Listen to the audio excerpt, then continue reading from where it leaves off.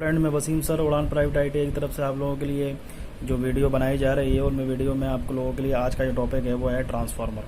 और उस ट्रांसफार्मर में एक इम्पोर्टेंट टॉपिक है, उसका नाम है ऑटो ट्रांसफार्मर। ये काफ़ी पेपरों में वगैरह पूछा जाता है, तो अपन इसके बारे में बात कर लेते हैं। चलिए अपनी वीडियो शुरू करते हैं।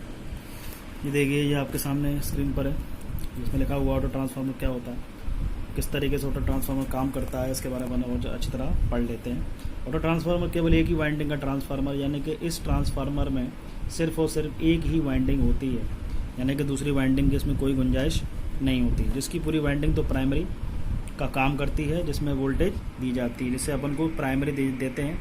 यानी कि अपन एक आम ट्रांसफार्मर को प्राइमरी देते हैं, लेकिन इसी प्राइमरी के ही दूसरे छोर पर सेकंड टर्न्स निकाल लिए जाते हैं। ये देखिए, इसके प्राइमरी वाइंडिंग के ये उस तरफ से ये दिखाया गया है कि ये सेकेंडरी वाइंडिंग के टर्न्स के एक एक पॉइंट पर अपन ने अलग अलग ये टर्न्स निकाल लिए गए हैं। इसको अपन टेपिंग बोलते हैं। इस टेपिंग के आधार पर आप ये देख सकते हैं, इसकी जो वोल्टेज की रेटिंग है वो भी चेंज हो गई है।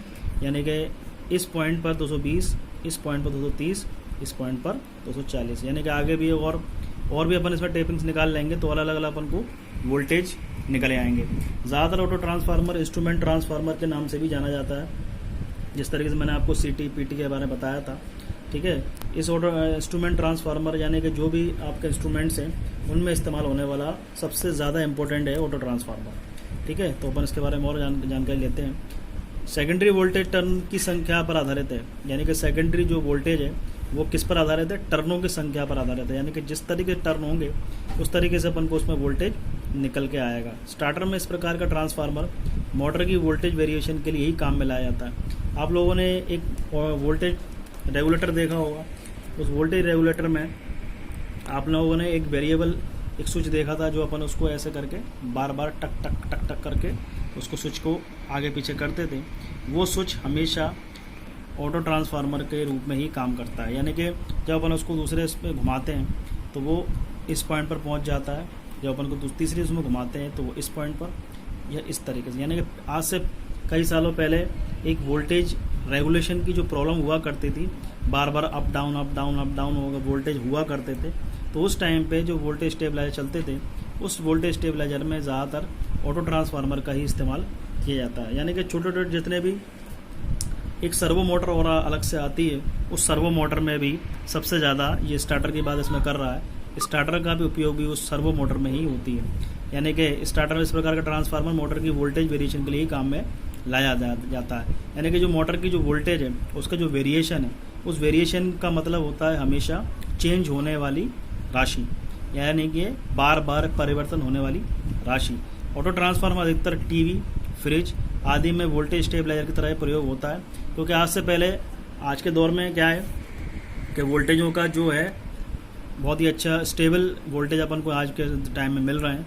लेकिन आज से कई सालों पहले, यानी कि 7 से 8 साल पहले, जो वोल्टेज में बार बार ऊपर नीचे अप डाउन जो वेरिएशन चलता रहता था, उसमें जो प्रॉब्लम आती है, जिसकी वजह से आप अपना जो अप्लायंसेस है, यानी जो भी अपन उपकरण लगाते थे, उस उपकरण में हमेशा कुछ ना कुछ बिजली की प्रॉब्लम आती थी। तो वोल्टेज का जैसे ही अप डाउन होता है, उस वोल्टेज के अप डाउन की वजह से आपके अप्लायंसेस पे बहुत बुरा असर पड़ता है, और आपका अप्लायंसेस ख़राब भी हो जाता था या होते ही थे पहले।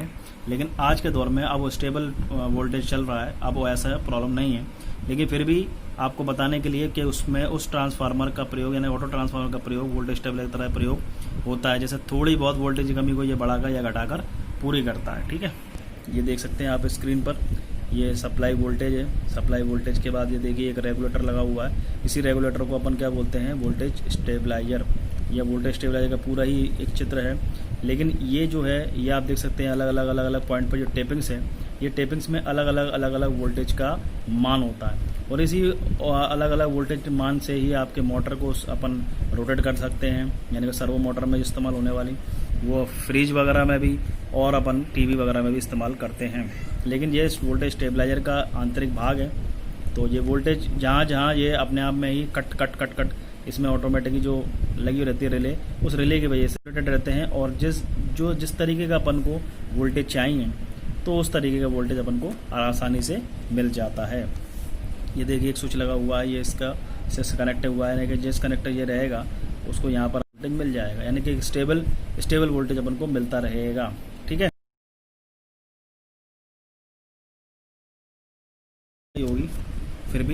इसके बारे में अपन और अच्छी जानकारी ले लेते हैं, इसका सिद्धांत और पढ़ लेते हैं। ऑटो ट्रांसफार्मर का सिद्धांत और पढ़ लेते हैं।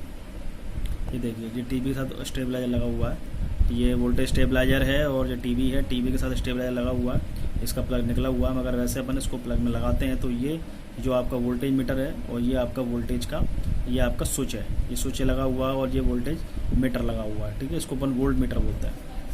अब अपन बात कर लेते हैं ऑटो ट्रांसफार्मर सिद्धांत की।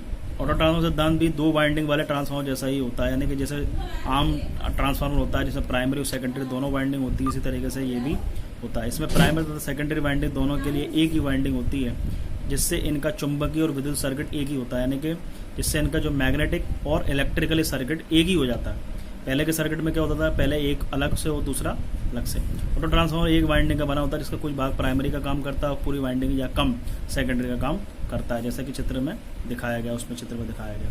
अब अपन बात कर लेते हैं ऑटो ट्रांसफार्मर के लाभ। ऑटो ट्रांसफार्मर के लाभ निम्नलिखित हैं, सस्ते पड़ते हैं क्योंकि इनके प्रयोग से तांबे की बचत होती है, यानी कि 2 वाइंडिंग ट्रांसफार्मर से ऑटो ट्रांसफार्मर कम तांबा प्रयोग होता है। इसके निम्न तरीके से सिद्ध किया जा सकता है।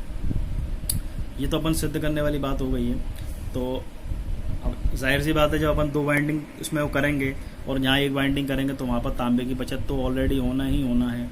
तो तांबे की बचत के साथ साथ ऑटो ट्रांसफार्मर अधिक अच्छे रेगुलेशन पर कार्य करता है, यानी कि इसका जो रेगुलेशन होता है, यानी कि सेंडिंग एंड और रिसीविंग एंड दोनों पर जो वोल्टेज है उस वोल्टेज का बहुत अच्छा रेगुलेशन होता है, यानी लोड पड़ने पर वोल्टेज कम गिरती है, यानी इससे लोड का भी प्रॉब्लम नहीं होती। ऑटो ट्रांसफार्मर अधिक दक्षता पर कार्य करता है और ये सस्ते भी होते हैं, काफ़ी इकोनॉमी क्लास में भी काम करते हैं और काफ़ी आसानी से डिज़ाइन भी हो जाते हैं। ऑटो ट्रांसफार्मर ज़्यादातर इस्तेमाल होने वाला और पेपरों में ज़्यादातर आने वाली चीज़ है, ठीक है ना। इसके बारे में और आपको डिटेल्स जानना है तो अपनी बुक में भी उसके बारे में सिद्धांत वगैरह आप अच्छी तरह पढ़ सकते हैं, ठीक है। Thank you.